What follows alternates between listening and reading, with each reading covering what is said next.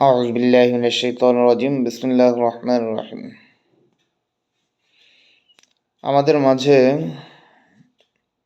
সাবেক স্বৈরশাসকের কর্মীরা বিভ্রান্তি ছড়াচ্ছেন এবং ইন্ডিয়ার কিছু অপসাংবাদিক, হলুদ সাংবাদিক, যারা আমাদের দেশকে অস্থিতিশীল করার জন্য উঠে পড়ে লেগেছেন। তারা এতদিন বলতেছিলেন যে তাদের দেয়া আলু, পেঁয়াজ, চিনি, ডাল, চাল দিয়ে বাংলাদেশ বেঁচে আছে। কথা হলো, তারা তো আমাদেরকে ফ্রি দিচ্ছে না, টাকা নিচ্ছে। এক, দুই নম্বর হচ্ছে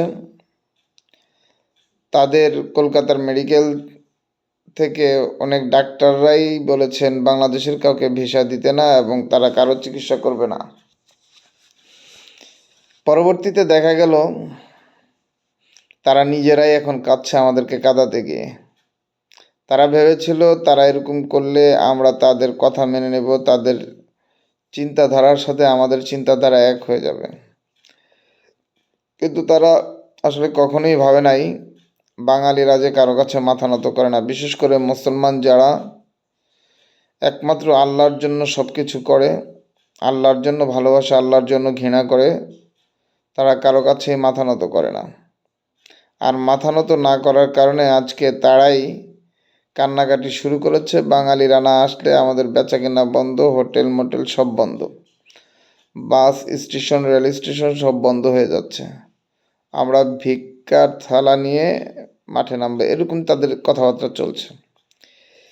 এরই ফাঁকে গত দুদিন আগে দেখলাম মেডিকেল বোর্ড এবং ব্যবসায়ীরা তারা একটা আলোচনা করেছে এবং সিদ্ধান্ত নিয়েছে বাঙালিরা তাদের কলকাতায় গেলে সর্বোচ্চ নিরাপত্তা দেবে এবং সর্বোচ্চ সেবা দেওয়ার চেষ্টা করবে। এখন আমার কথা হলো, শত্রুকে কিভাবে বিশ্বাস করব? আমি মনে করি আমার বাংলাদেশের ভাইয়েরা কলকাতার, ইন্ডিয়া এদিকে না গিয়ে অন্যান্য রাষ্ট্রে, আমি বলবো না কোন রাষ্ট্রে যাবে, ইন্ডিয়া বাদ দিয়ে, কলকাতা বাদ দিয়ে অন্যান্য রাষ্ট্রে গিয়ে চিকিৎসা বা ট্যুরে ঘুরে আসুক। তাতে ইন্ডিয়া বুঝতে পারবে যে আসলে বাঙালিরা কারো কাছে মাথা নত করে না এক আল্লাহ ছাড়া।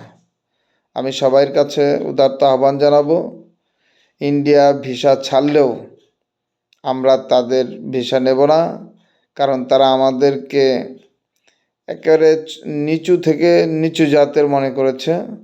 তারা আমাদেরকে অপমানের সর্বোচ্চ শিখরে বা নিয়ে অপমান করেছে, যার কারণে আমাদের যদি অপমান বোধ বলতে কিছু থাকে তাহলে আমরা ইন্ডিয়ার কাছে আর কখনো যাব না ইনশাআল্লাহ।